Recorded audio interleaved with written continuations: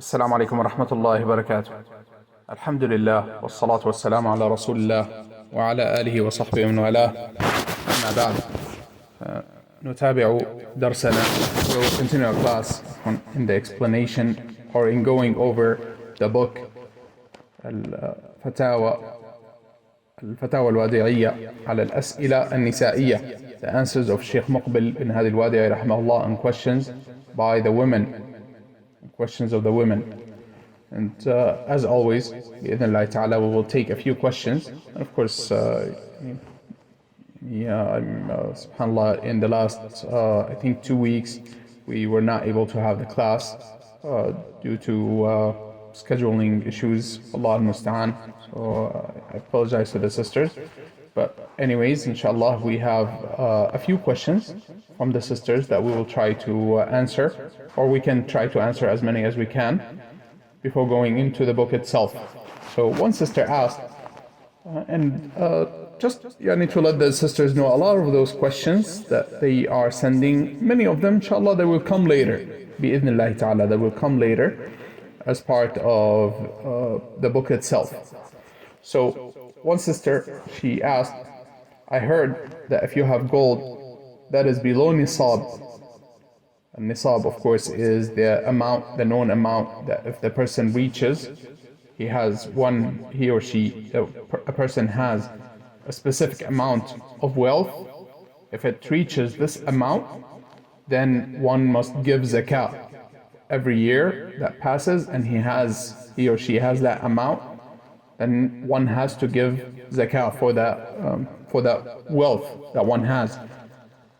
And that is, of course, it is a very lengthy topic as far as the different types of wealth that one must give zakah on. For example, one does not give zakah on his house and the likes. However, this sister, she asked if one has gold that is below nisab, meaning that by itself, this gold by itself, she would not have to give zakah for it, but also has money that is eligible for zakah. So one has both money and gold, currency and gold. We can combine and give as zakah. But how do we calculate? طيب. We say to the sister, Barakallahu fiki. May Allah bless you and protect you and preserve you. My sister, this is a matter that in regards to wealth, currency, in regards to currency specifically. Currency, the people of knowledge, they say it is considered to be gold, meaning that we look at the value of currency in gold, and based upon that, we estimate and figure out whether or not, together with the gold that the sister has, they reach the amount of nisab. So yes, you do combine them, because both of them are considered to be wealth, or considered to be like currency. And originally currency was of gold and silver, but now that we have those currencies, regardless of what they are, US dollars or Saudi riyal or riyal or anything else, barakallahu fikum, regardless of what type of currency it is considered to be like gold. So we combine it with the gold, and based upon that, there are different ways of doing it. There are different ways of estimating and calculating zakah for them together. طيب. One way is to estimate the value of currency that one has in gold, add them to the amount of gold that one has, and based upon that, come up with how much zakah of gold. So she can give her zakah entirely from her gold. Or she can estimate the value of her gold in currency, and then give the zakah for all of them together from her currency. An example of that, barakallahu fikum. If a person has, and we'll use US dollars, طيب. If this sister, she has, say, $5,000 worth of gold, and has $10,000 in cash. Combined together, they come up to the value of $15,000. And we know that there's 2.5%. So that's $250 for each 10,000. So that comes out to about barakallahu fikum, $375 together between gold and money that she has. So they come up to around $375. So she gives she can give $375 as money. She can give the value of $375 as gold, or she can give a little bit from this and a little bit from that. Partially from money and part of it from money and part of it from gold. So it doesn't matter. Money is treated as gold, or we can say, because nowadays people, what they usually estimate by is the money, then we say gold is treated as money. Both of them are considered to be currency. Now, I hope this is clear. Of course, barakallahu feekum, to the sisters, if you ever have any follow-up questions regarding any of the answers, inshallah you can post them, you can ask. I think the brothers at Sunnah scene, may Allah reward them with tremendously and abundantly for arranging and organizing those classes. They have a Telegram group where the sisters can post their questions, and this group is, as far as I understand, it is, I'm sure that is the case, that it is only for sisters, so they can go in and post their questions, and the brothers then give me the questions. Now, so another sister, she asked, can a woman ask for divorce if her husband wants to marry a second wife, to take a second wife? We say to the sister, barakallahu fiki, that the Messenger sallallahu alayhi wasallam said that no woman, in the meaning of the hadith, no woman asks her husband for divorce for no reason except that she will not find the essence, the smell of the paradise. So the woman asking her husband for divorce is not a joke. It is not a matter to play around with. There is a severe warning against doing so. So what we advise the sister with is to remain patient. This is something in having more than one wife. It is something that Allah subhanahu wa ta'ala legislated for the men. And Allah subhanahu wa ta'ala is the all-wise. He subhanahu wa ta'ala is the all-wise. He knows what rectifies the affairs of His servants. And so we advise the sister to remain patient and not ask for divorce. Unless her husband becomes unjust, then that is a different matter, meaning that he deals with her and he treats her unjustly. For example, that he does not give her her rights because he's gotten married to another woman, and he treats her unjustly, then in this case she has the right to ask for divorce.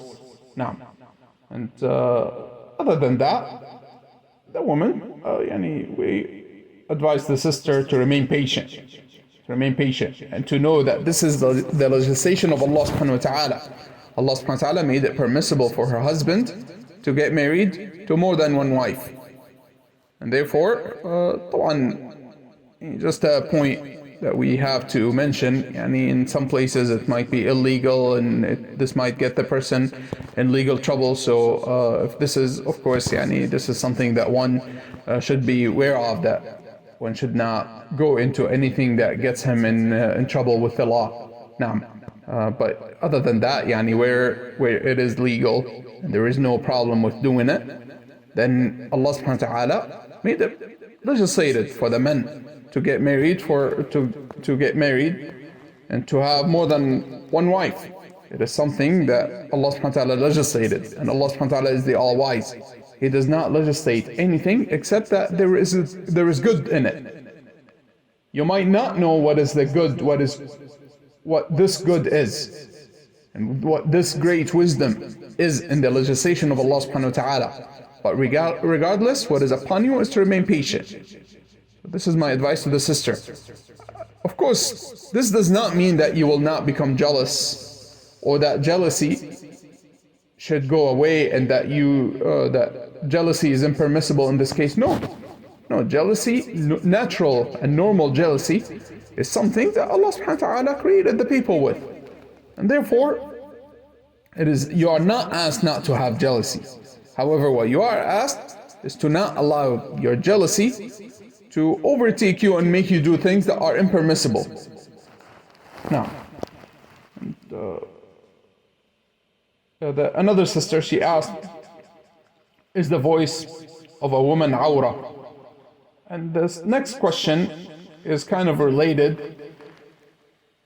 And the sister asked, can a woman give Islamic talks publicly? What are the conditions if it is allowed?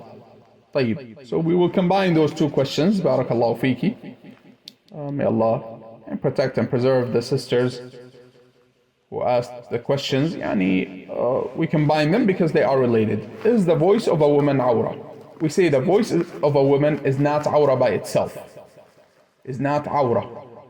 The voice of the woman is not a awra. However, Allah subhanahu wa ta'ala warned the women against softening their speech in a way that causes trial and tribulation, and causes those who have ill and sick hearts to become affected with the voice of the women. This also is the speech of the most merciful Allah subhanahu wa ta'ala. Allah subhanahu wa ta'ala, He commanded the women to not soften their speech in such a way that affects the hearts of the people. And Allah subhanahu wa ta'ala, as we said and as is known, He is the all-wise, all-knowing.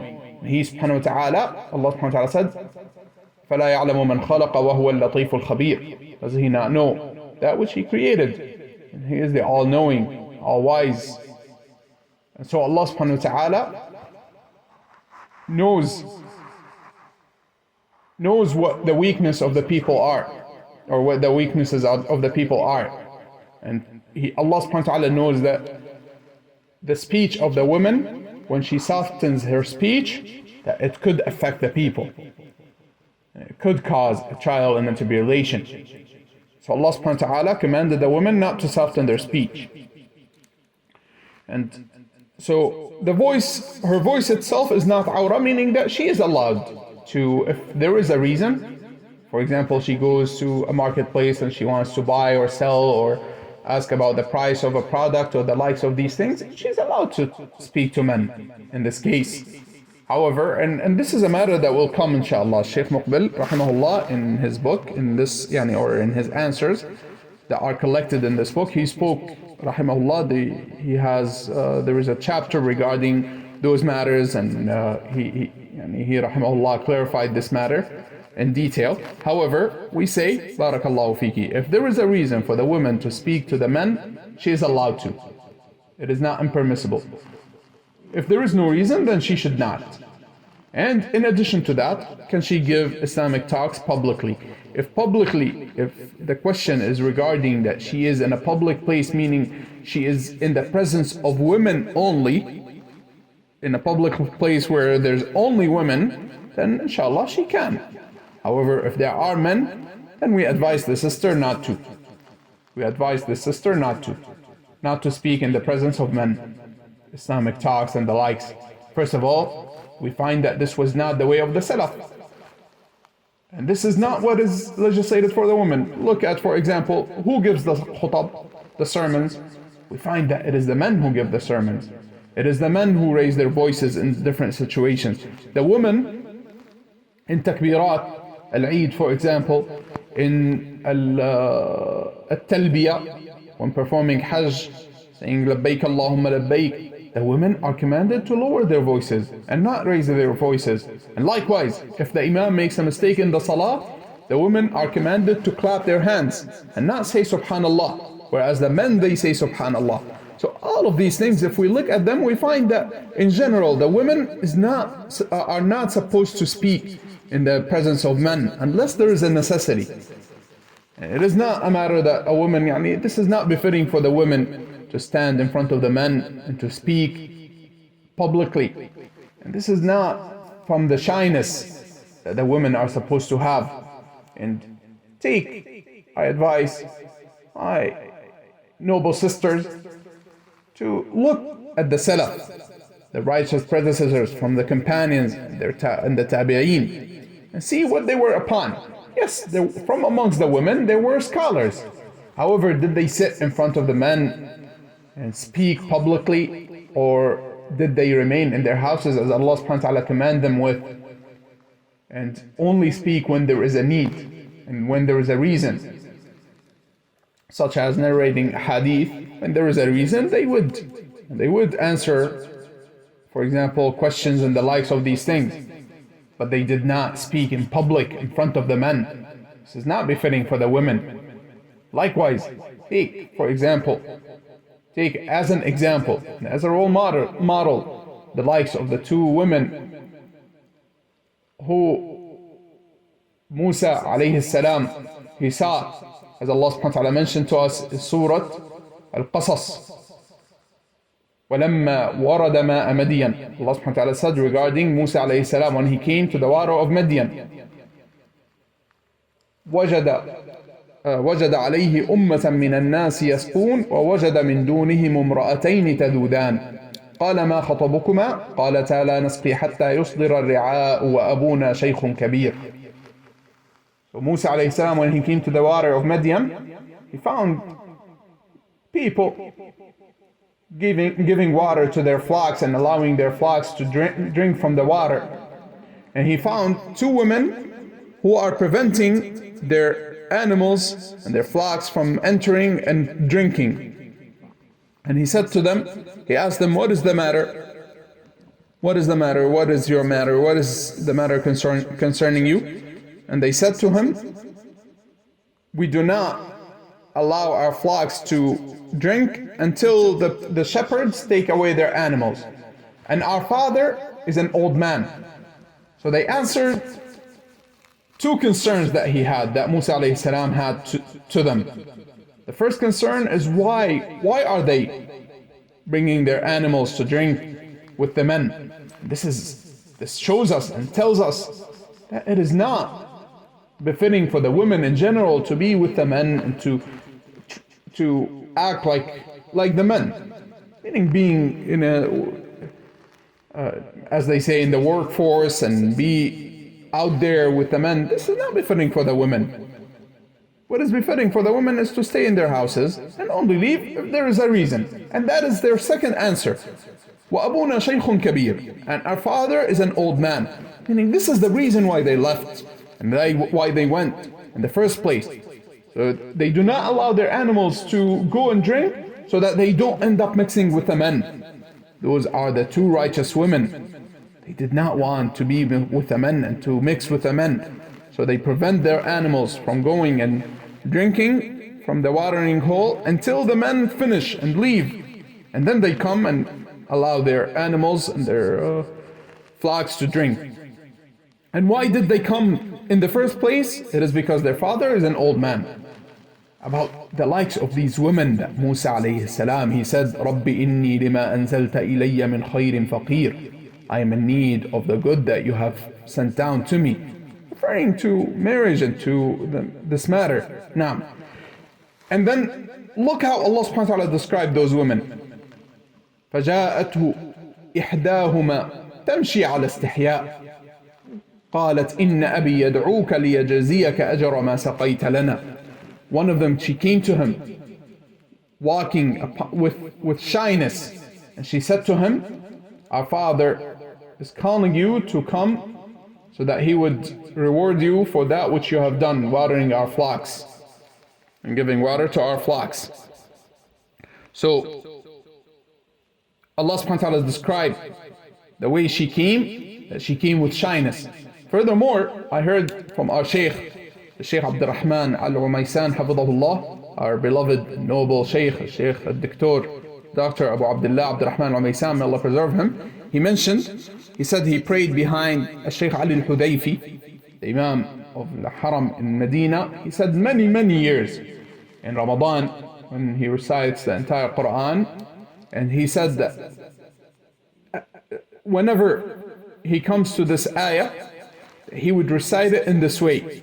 فجاءته إحداهما تمشي على استحياء قالت إن أبي يدعوك ليجزيك أجر ما سقيت لنا. So basically, that he would say in the meaning of the ayah, one of them came to him walking with shyness.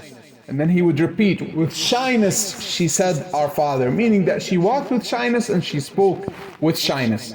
So a woman speaking in public and giving Islamic talks, whether in a place, in a physical place, or even on social media, this is not befitting for the woman. Unless, like I said, she is amongst women, just women, and she has knowledge, she's able to teach the women, and alhamdulillah, that is something that is excellent.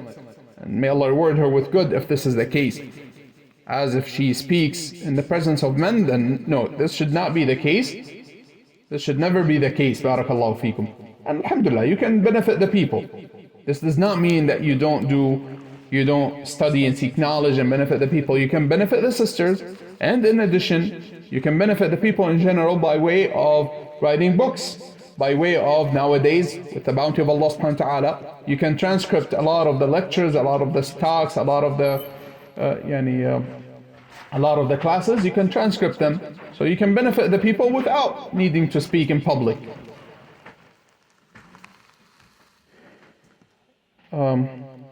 Now, so another sister, inshallah, we take just this question and leave the rest, inshallah, until next class, bi'idhnillah ta'ala. So a sister, she said, Assalamu alaikum, wa alaikum assalam wa rahmatullahi wa barakatuh. Is it permissible to do composite veneer for selected teeth to improve the appearance of teeth? Teeth will have an even natural color.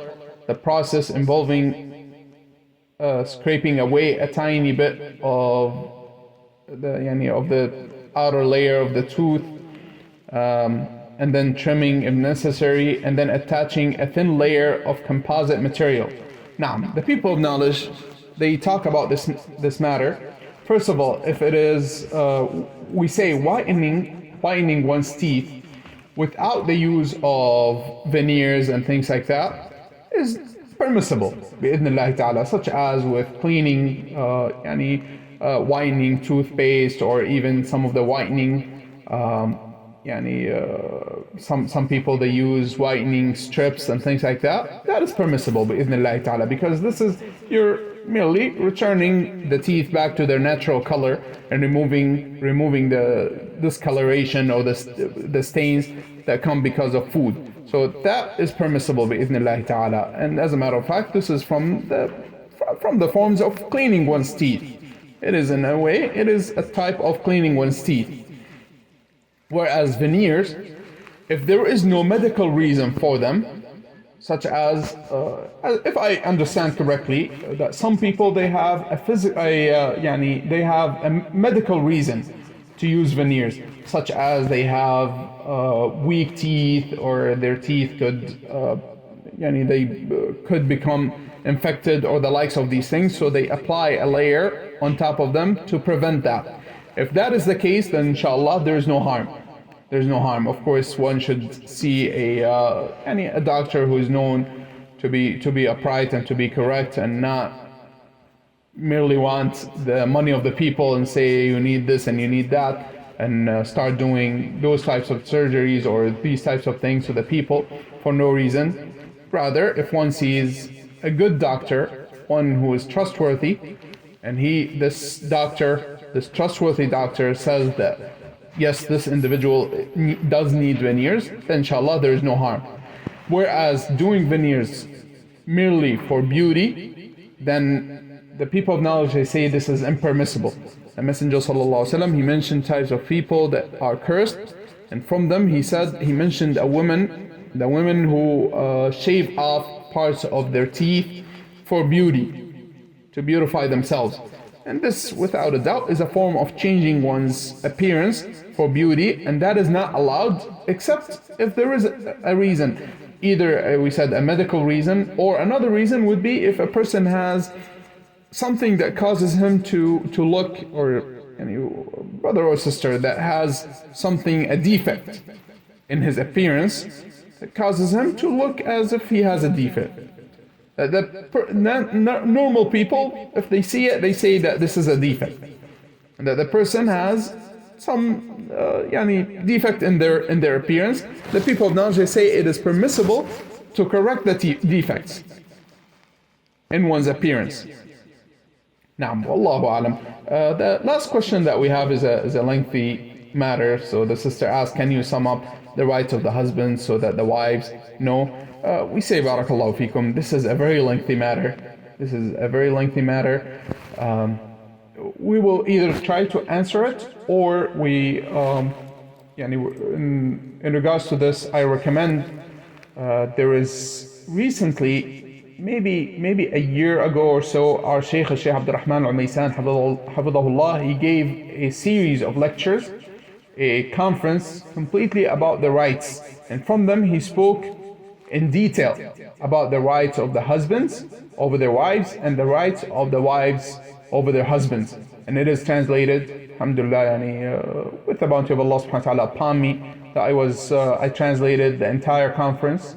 And the class itself, those two classes, I think the rights of the husband over the wife were two classes, if I'm not mistaken, and they are all translated. And I do have them on my channel, so inshallah you can refer back to them. And if Allah subhanahu wa ta'ala allows us to, perhaps we answer the question a little briefly in the next class. Now, as to go back to the book, and alhamdulillah, we had a lot of questions, so of course this is, it took a lot of time, but inshallah we will try to take maybe a question or two from the book itself. So al-Sheikh rahimahullah was asked, and now we reach, as we mentioned, we finished the chapter regarding questions about seeking knowledge and the matters of seeking knowledge, and we reached the chapter regarding purification, purity and purification. So the Sheikh rahimahullah was asked, المرأة تطهر من الحيض بخروج القصة البيضاء فهل يجوز لزوجها أن يجامعها قبل أن تغتسل وماذا عليه إذا لم يكن هناك رخصة إذا فعله. So he rahimahullah was asked that after the woman finishes her menses, she becomes pure from her menses, is it permissible for her husband to have a relationship with her? And if he does, and that was not permissible, meaning that it is not permissible, but yet he did have a relationship with her, what is upon him? What does he do?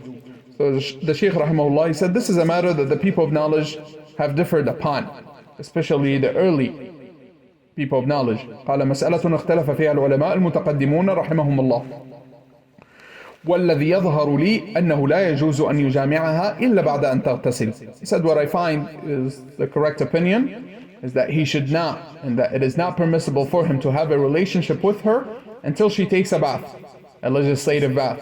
لأن الله يقول فإذا تطهرن فأتوهن من حيث أمركم الله.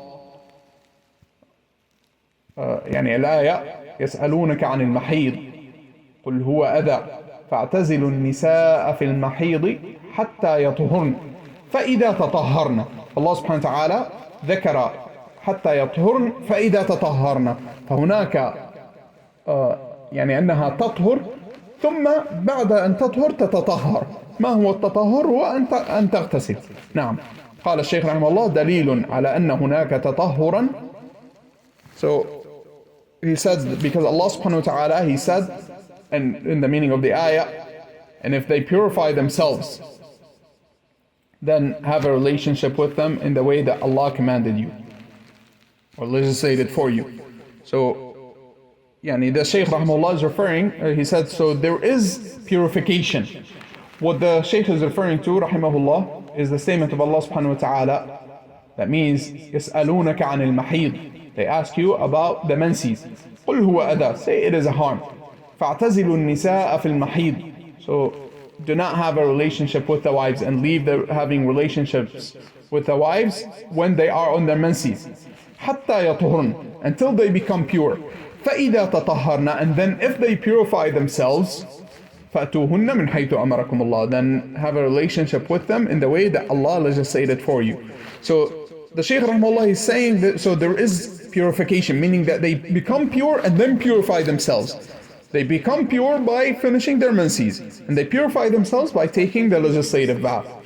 قال رحمه الله أما ماذا عليه لو فعل ذلك. As for what is upon him if he does so, قال عليه أن يتوب إلى الله سبحانه وتعالى. يعني السائل يقول يعني ماذا عليه، أي هل عليه مثلا من كفارة أو في شيء معين. قال عليه أن يتوب إلى الله، يعني لا يوجد كفارة لهذا العمل، وإنما يجب عليه أن يتوب إلى الله سبحانه وتعالى. الله سبحانه وتعالى يقبل التوبة. إذا تاب العبد تائب من الذنب كمن لا ذنب له. Now, so the Shaykh rahimahullah said, as for what is upon him if he does have a relationship with her before she takes a bath, meaning the question is, the person who asked is asking, is there an expiation? Is there anything specific that one has to do if he does have a relationship with his wife before she takes the legislated bath? And he rahimahullah said what is upon him is to repent to Allah subhanahu wa ta'ala, meaning there's no expiation, there's nothing specific that he has to do and she has to do other than repenting to Allah subhanahu wa ta'ala. And of course, as we know, one who repents to Allah subhanahu wa ta'ala from a sin, it is as if he never committed this sin, from the bounty and the mercy of Allah subhanahu wa ta'ala. And we will conclude with this. We only took one question, but alhamdulillah we answered many of the questions of the sisters. So we will conclude with this. وصلى الله وسلم وبارك على نبينا محمد وعلى آله وأصحابه أجمعين. سبحانك اللهم وبحمدك أشهد أن لا إله إلا أنت أستغفرك وأتوب إليك.